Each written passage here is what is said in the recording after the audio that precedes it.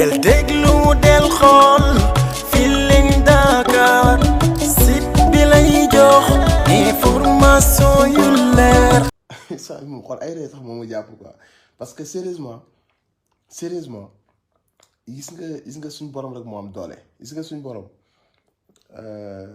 dalay bàyyi ak bal bi ngay tëlli di football di tëb di dal di passé mu toog rek dina xool mais say nga nit bu ñuy créer ay fen mais li ci gën a garaaw sax mooy lii nii wane na à quel point ñi ñuy jiite la ñu dangereux ak la ñu nekk ay nit yu ay toute petite personne tey jii sénégalais yi ku doon laaxee sax di sa jiix jaaxee lépp leer na ni la ay fenkat ñoo ñu jiite ay manipulateurs ay nit ñoo xam ne ils sont prêts à tout moo tax bi dinaa ko sànq naa leen bi le père de la nation Al Muntaxa yàlla na fi yàgg te wér bu mu jógee di dox jàmm képp ku meroon sax dangaa war a bàyyi sa mer képp ku mënoon a yàq sax dangaa waroon a noppi te jëmmam ji rek tax mais comme que da ngeen a jugoon pour wan ko ni yaa ngi defar ci suuf ñun ñu ngi yàq ci kaw far yàlla toroxal leen amul benn Sénégalais même ñi bañ sax Ousmane Sonko tey dañoo tëddaale ak jéppi Adji Sarr mi nga xamante si nii aw ma tuuma ci moom benn xeetu yërmande sama dëgg rek laay wax maa fi ëpp yërmande la surtout ci jigéen mais ay kàcc ay nit dee yu bëri dee comprendre nga ñëwaat parce que aussi day am benn côté bu ñu ko nangul mooy elle est fatiguée ku ko xool kanam yi xam ne elle est traumatisée dëmm yi ñoo ko wër dëmm yi moom téye nañ ko ne buñ ko bàyyi bu buñ ko bàyyee coow day am léegi dëmm yi dañoo ñëw boof ci kawam donc quand tu la vois tu sais que ni cette fille nekkatu fi tu vois même suy wax ñu dagg ko sax dans son regard tu sens que ni c'est vide elle a peur elle est terrorisée taxul ma yërëm ko parce que yëfu dëmmam yi tax na on a 17 morts mais nangul naa ko ni dañoo toog ci diggu bopp bi donc moom pour moom bu ñëwee muuru xaw ma lu mu nëbb ci nopp yi mais su ñëwee muuru toog nii rek Sénégalais yi seen sensibilité day wàcc bu ko defee ñu mën leen a nax li ci gën a garaaw mooy waa leeral nee na ñooy dañuy muus-muuslu annoncé affaire bi jël ay heure di ñu forcer aji daa baax aji daa yaru aji fi ñu ko yaree aji moo gën fii aji daa kepp ndara paynam aji patati patata yooyu yépp nee nañ ñu pour adoucir affaire bi la pommade bi pour déwñu ko ubbi suñu sens yi ñu am benn certaine sensibilité ci aji ak mbaaxam ak histoire am balaa ñuy jox nag liñ tudde woon bomb ñoom waa leeral mooy nag ñépp toog nañ di xool waa leeral ñuy jox ay témoignages patati patata quelque chose boo xam ne c'est l'opposé de nit ñu décrire ci Adji Sarr l'opposé de fi mu jaar ci Dakar ñi ko jot a xam fi ñu jaar ak jot ak moom ñi ko xamoon jegee ko xam amoon na ay far amoon na benn gel bu waxtaanee ne su ngeen bëggee xam aji lu muy saf laaj leen ko Sidi Mbaye Sidi Ahmed kim ñu bëgg a présenté tey naan sama xarit la xam nga ñu ay nant lañ bu nit ñëwee naan la sama nijaay la ci man sama xam nga am na gel bu ñu ko waxoon ak ñeneen ñu nekkoon ci marché yi jaaykatu téléphone yi jaaykatu fëgg jaay yi jaaykatu fonde yi jaaykatu pataas yi ñépp wax nañ seen wax ba noppi parce que wax nañ ñen xam ci ndaw si tey jii nag ñu dem bon c'est tout à leur honneur ay mbokkam aussi ñu jéem a naay sel wax lu parce que aussi affaire mbokk dëgg la mais li ci gën a garaaw mooy nu mu tudd waa leeral nee na ñooy dañoo ay en communication sensibilité sénégalais yi da ngay dawal tuuti jox maam yi ñu wax jox mag yi ñu wax nga wut ay kii après bu ko defee ils seront seen sens yi day ubbeeku ci nangam sangam ba pare nag ñuy doo ko joxe ñoom liñ tudde bomb mais ku xool ndaw si tey tu as mal quelque part man je ma lay wax benn affaire amoon naa nag yërmande parce que yàlla dafa demoon jigéen moom wax dëgg yàlla am naa ci moom yërmande amoon naa yërmande ci benn xale bu ñu këf xam nga dafa mel ne exemple bi dafa mel ne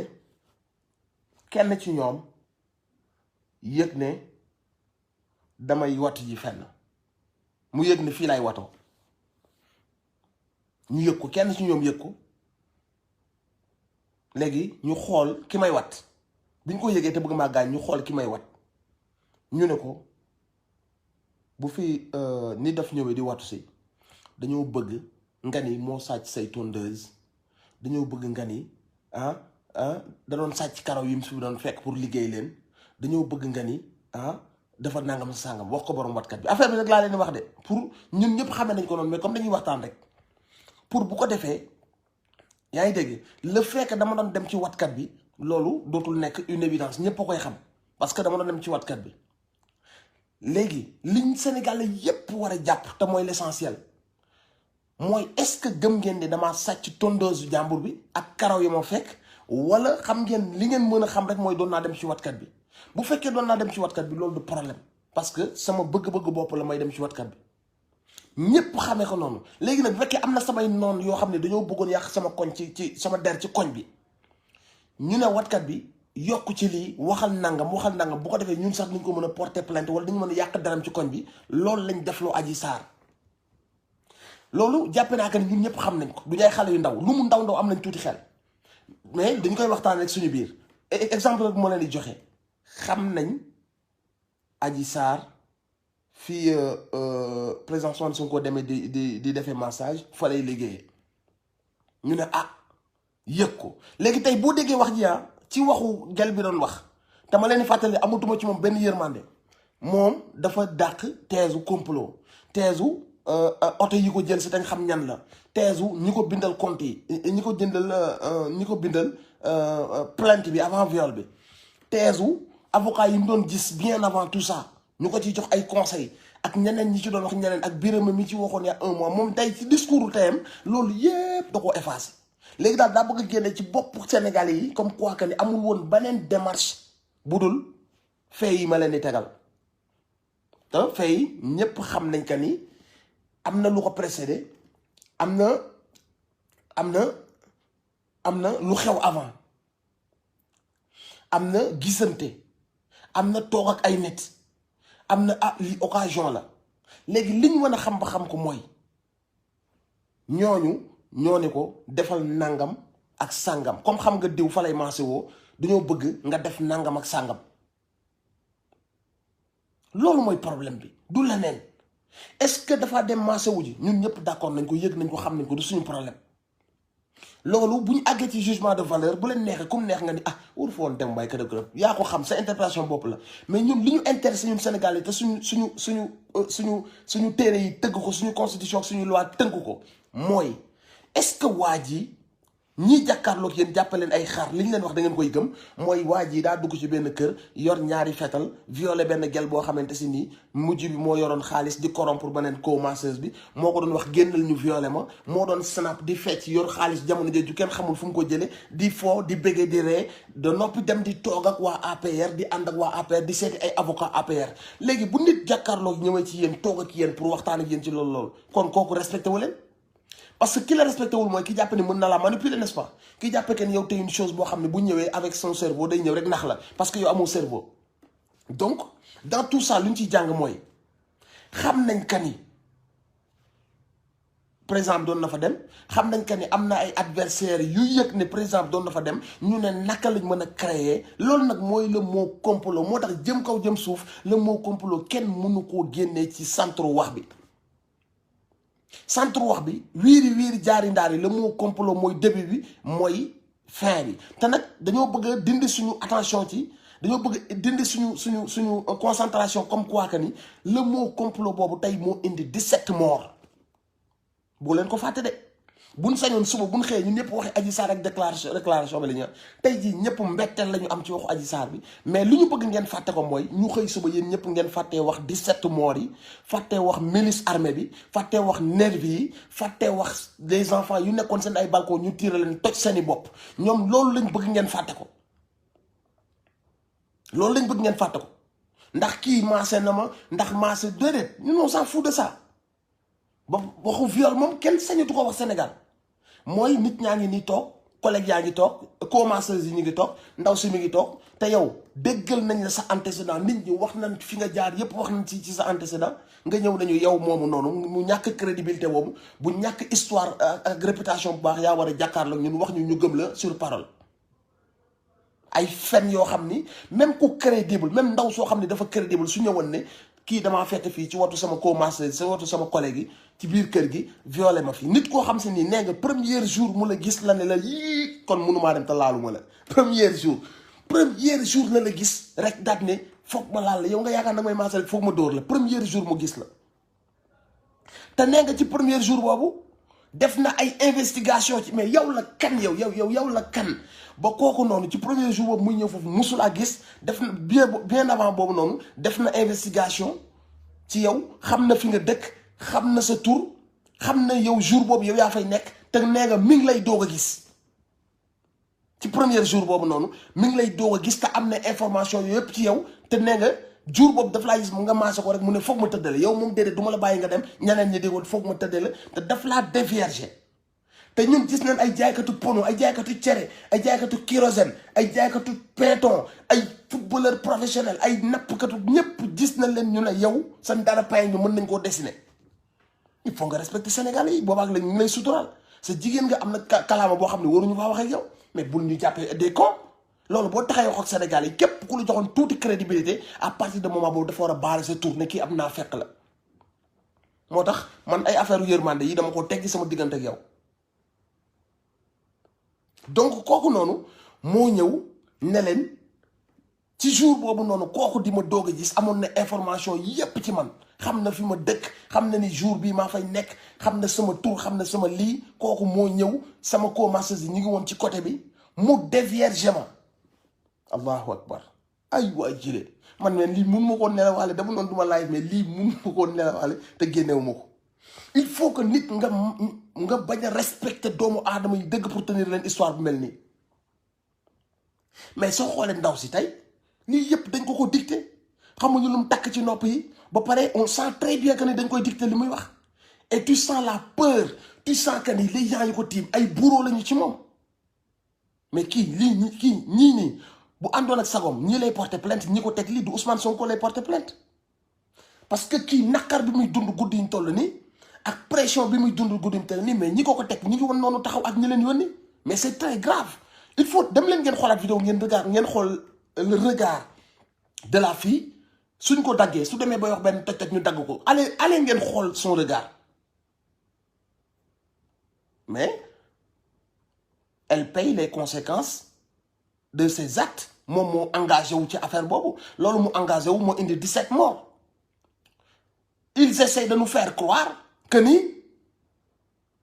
amul woon ñu ko yëg avant amul ñu ci liggéey avant amul bureau yu mu dem toog avant amul luñ ko ci dig avant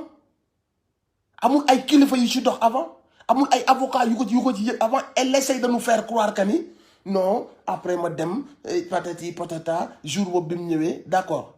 yow daal kon da ngaa demoon créer les conditions pour que ñu violer le jour boobu noonu te sa co-masseuse bi yi adduna bi yëpp yëg nañ ko moom yëgu ko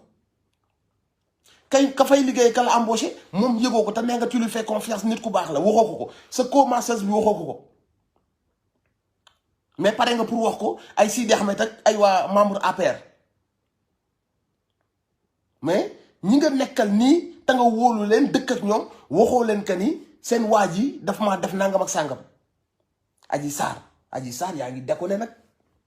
yaa ngi bëtt pono yi Adji Sarr yaa ngi peeral pono yi ku baax nan waxante dëgg nag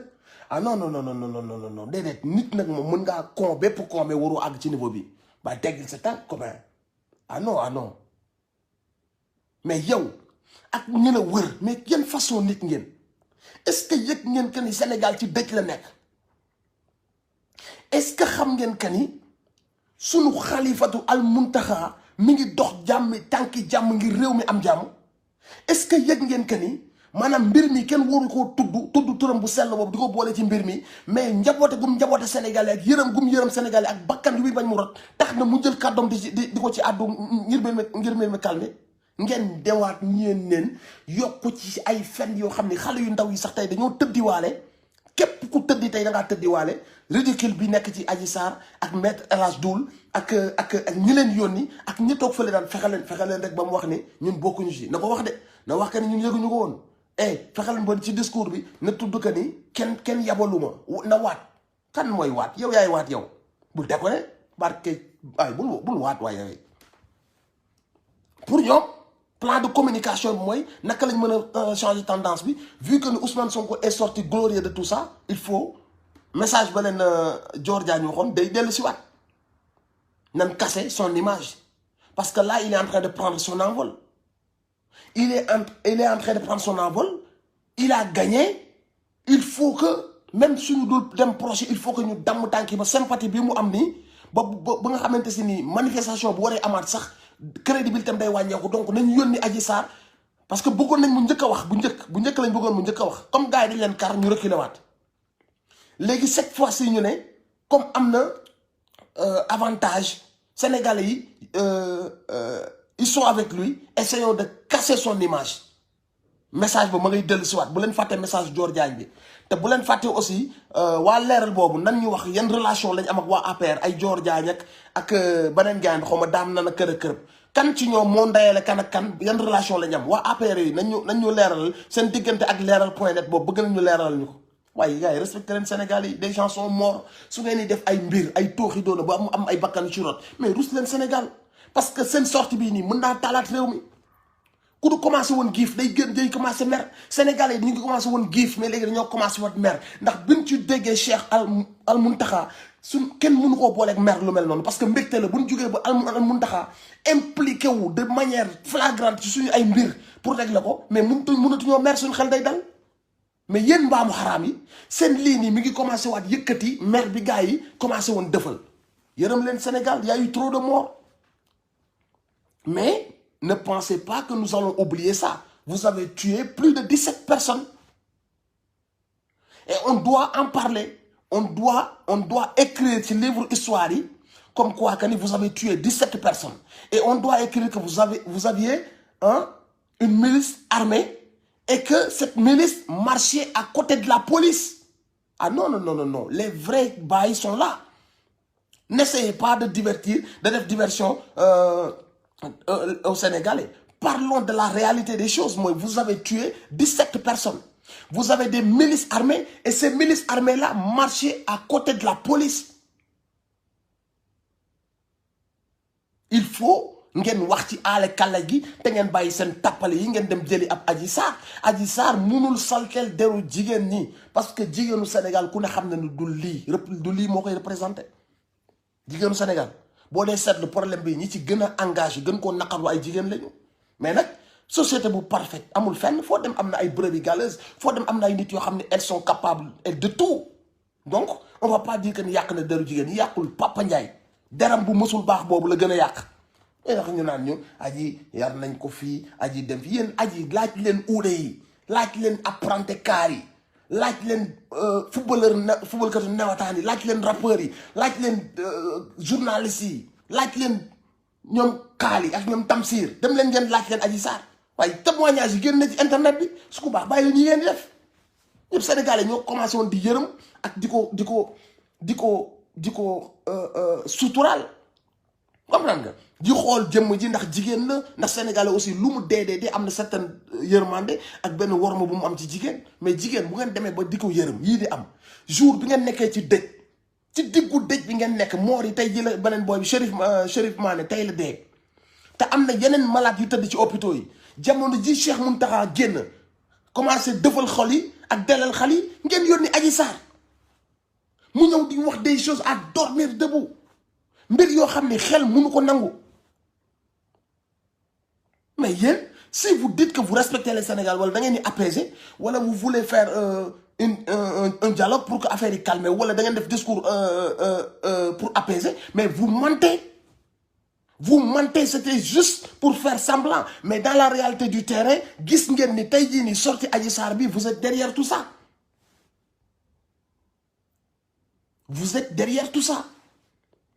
il n'y a pas de respect amul leen benn yërmande ci Sénégal amul leen benn respect ci Sénégalais yi parce que il faut ngeen jàppaleen vraiment ay mouton pour ñëw indi seen colonne boobu mu toog ñu koy dicter des trucs dans l'oreille à l'oreille muy wax ay waxi dof des choses yoo xamante si ni am xar sax boo ko respecté war nga ko rusa wax yooyu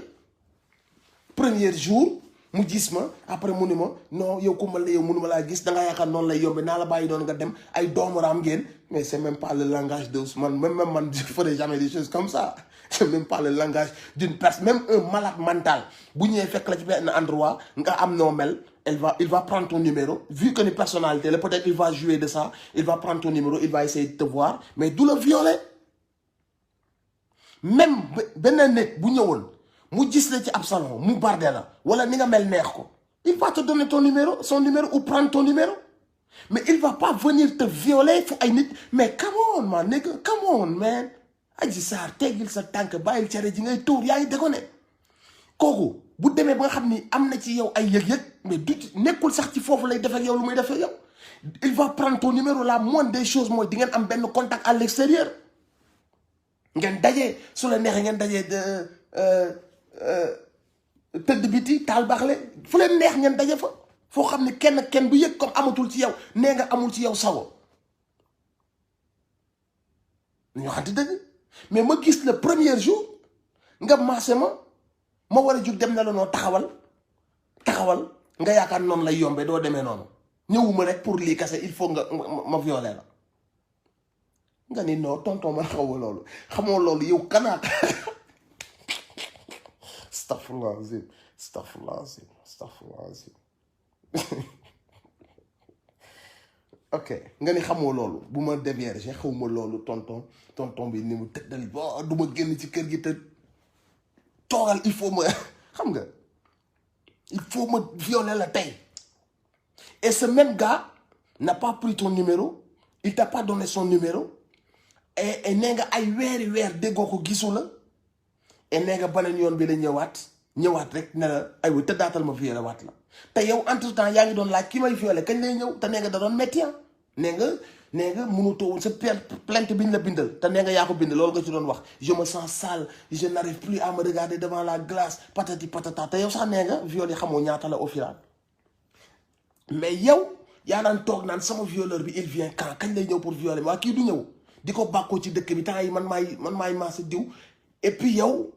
yaay toog sax di kontaan te bu kooku ñëwee kat yow yaay dàq ñeneen ñi pour mu violer la. ay waay Ndeye Samba waa lii yéen ngeen yaakaar suba du tabaski est-ce que suba du tabaski ngeen yaakaar man loolu lii suba du tabaski je pense. Mais non, on est dans un rêve. Il faut que nous voyons on est dans un rêve. C'est au Sénégal quand même. Au Sénégal, tu vois, le cerveau, il y a quand même. Si nous, ci Afrique sax boo xoolee ñun respecté nañu ci dañuy raisonner ak ni ñuy dundee am nañ tuuti xel quand même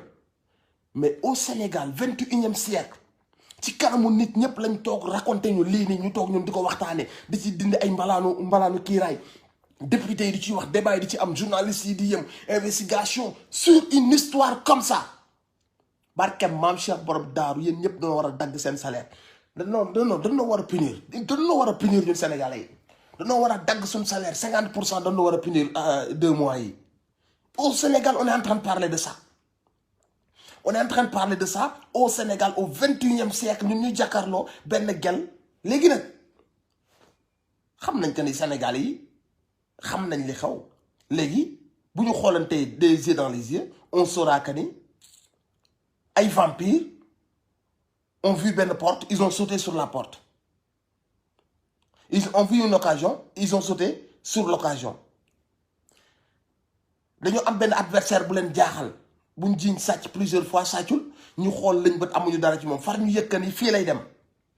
foofu la wax ji nekk lan moo leen di indigné yéen en tant que ay sénégalais des gens yu ngeen di fay seen xaalis ñuy jël seen gasoil di ci dem gratuitement ngeen leen di jox ay indemnité fu ñu ko bëgg ngeen leen jox la